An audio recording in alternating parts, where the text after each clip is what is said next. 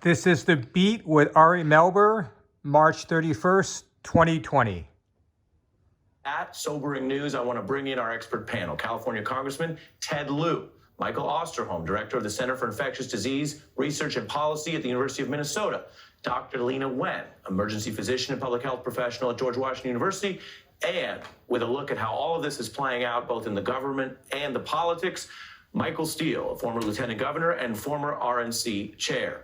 Great experts. I could start anywhere. Congressman, given how much we just heard from a Republican White House, I go to you as a Democratic member of Congress, your response to what we heard, and specifically these absolutely sober and tragic projections of lives to be lost ahead.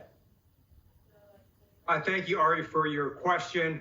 It was a very sober presentation. And let me first start by saying I want President Trump to succeed in stopping the spread of this virus, because the lives of my elderly parents, of my family, of my constituents, and millions of Americans are at stake. And that's why we all have to work together. At the same time, it's clear that the three bipartisan laws we passed in Congress are not enough, because this crisis is not ending in a few weeks. This is going to be months to potentially over a year. We're going to have to do another law, another stimulus package, because people's behavior has already changed in trying to not get this virus. So our economy is going to continue to be affected even when government starts lifting its restrictions. And that's why we're working on a fourth round of stimulus right now. Understood. Dr. Osterholm, take a listen to Dr. Fauci today, putting the grim numbers in context by underscoring why this is exactly the time not to let up. Take a listen. We're going to continue to see things go up. We cannot be discouraged by that, because the mitigation is actually working. Now is the time, whenever you're having an effect, not to take your foot off the accelerator and on the brake, but to just press it down on the accelerator. And that's what I hope and I know that we can do over the next 30 days. Dr. Osterholm?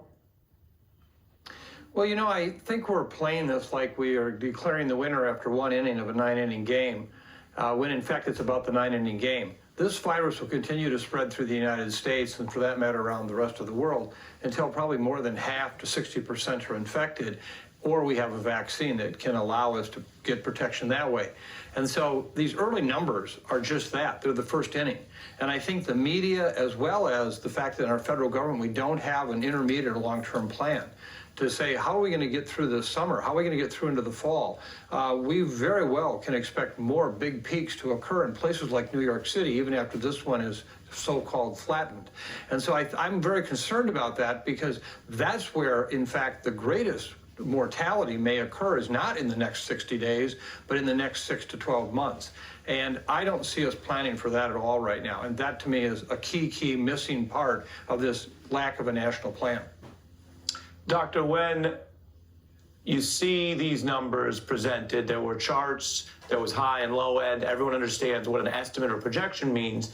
But do you see the United States government, which has its reasons for trying to both warn and to some degree get people serious, but also they're not trying to put out a number that's double or triple the possibility? Do you see this new 83,000 death toll by August as a bit of a floor rather than a ceiling?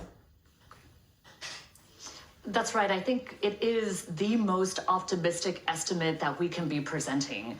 And even that is extremely sobering. I agree actually with what Dr. Osterholm was saying, that we don't have a medium or long-term plan, or even the acknowledgement that we are here for the long haul. I mean, we need to be addressing the short-term urgent challenges, to be sure, and getting supplies to frontline workers, getting our hospital capacity up to par. We have to do that. But what comes next? What comes with the next outbreak? We're in mile 1 of a marathon, and we're not even prepared for the second mile, much less for what's ahead. And we really have to get testing up and running too, or else I don't know how much faith we can have in these numbers and what they're telling us now, much less what they might portend for the future. Understood. Michael Steele, the president has been fact-checked and criticized by many experts, including, to be clear, medical and nonpartisan experts, for the statements he's made and the misinformation he's put out. At the same time, our job here is to follow what happens each day. And what happened just now, for folks who saw part of that briefing, and I'm going to play a brief clip, was to some degree, however short-lived it may be, a different message and substance, arguably, from the president. Take a listen. This is going to be a rough 2-week period. As a nation, we face a difficult few weeks as we approach that really important day when we're going to see things get better all of a sudden. And it's going to be like a burst of light. I really think and I hope our strength will be tested and our endurance will be tried. But America will answer with love and courage. Michael, does that strike you as different? Does it matter? A, it does matter. B, it is different only to the extent that it is scripted. Because then what you see after he comes off the paper is where it becomes unnerving again. So to the president's last point before we were able to come on, where he was talking about being hopeful, that statement is a hopeful statement. Do you know why? Because there's hope in being honest. So just tell me what we're up against, because once I know what I'm up against, then I can latch onto that hope.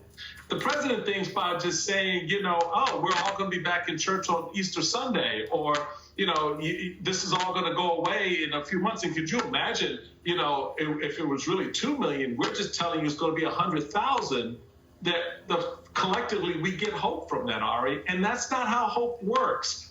Hope works from an honest place. When our leaders come to us and speak with us with honesty, as the president did in that little bit of that moment. But then it all becomes unnerved when he gets up there and he starts riffing and thinking, you know, and telling us how he really feels about this stuff. And that's when the hope begins to dissipate into consternation, frustration, and all those other feelings that people have. Yeah, frustration throughout the nation. I mean, Congressman Lieu, I want to play another piece of the president here to Michael's point, because these briefings are a grim daily presentation to the nation. And because of the presence of Dr. Fauci, Dr. Birx, and others, they always have some useful information. Because of on some nights, the president's contributions and others, they can turn into a much more freewheeling piece of politics or misinformation. The president today, for example, bringing up his views on impeachment, which really is not where anyone's head is at. So, Congressman Lieu, take a listen to the president here doing the negative side, which is when he gets into just defending the government rather than giving people the medical information they need. The question is, what would have happened if we did nothing? Because there was a group that said, let's just write it out. Let's write it out. What would have happened? And that number comes in at 1.5 to 1.6 million people, up to 2.2 and even beyond. So that's 2.2 million people would have died if we did nothing. We just carried on our life. Now, I don't think that would have been possible because you would have had people dying all over the place. This would not have been a normal life. How many people have even seen anybody die? You would have seen people dying on airplanes. You would have been seeing people dying in hotel lobbies. You would have seen death all over. Congressman? Thank you, Ari. I have no idea what Donald Trump was talking about. No rational person was saying do nothing. In fact, everybody else was saying do a lot more than you already are doing. And I do agree that the job of the president is to give hope, but it's not to give false hope. And what ended up happening is in the early stages of this crisis, the president kept saying things that were false and misleading, and it led a lot of people to go and not social distance. It led a lot of people to take actions they shouldn't have. And without testing, it allowed this virus to continue to spread across America. And now we have the most number of cases in the world. We have more people that died now from this virus than 9/11. And we can't just look at this and say, let's just keep giving people hope. We have to give them the truth. And one other thing I want to add is when you look at these press conferences, if you were watching MSNBC, today would not have been surprising.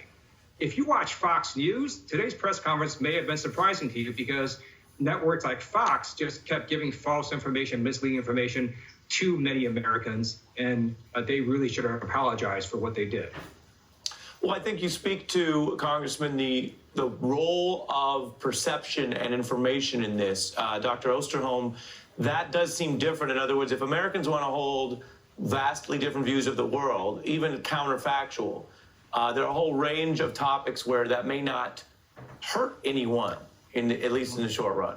Here, to the congressman's point, there were people who very recently, 8 days ago, 12 days ago, were using their platforms to say, put the economy first, or get back out there, or minimizing.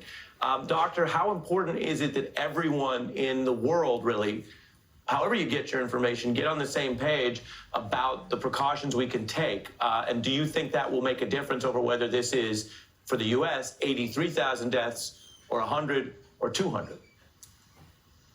Well, again, I come back to the point we're in this for the long haul. This is not going to be a one-inning game.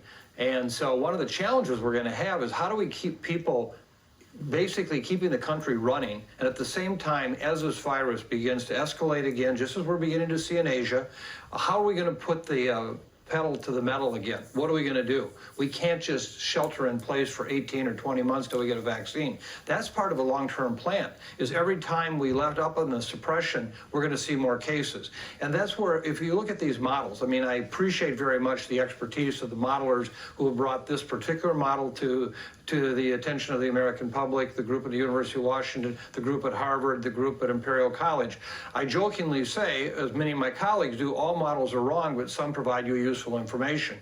And I think that one of the things we're all realizing is here, we're going to have a plan that says, okay, we get through the next 6 weeks.